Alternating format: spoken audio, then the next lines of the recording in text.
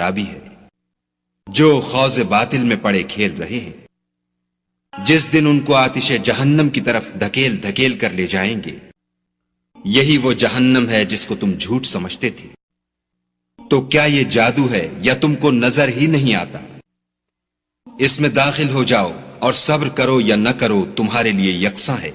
जो काम तुम किया करते थे ये उन्हीं का तुमको बदला मिल रहा है।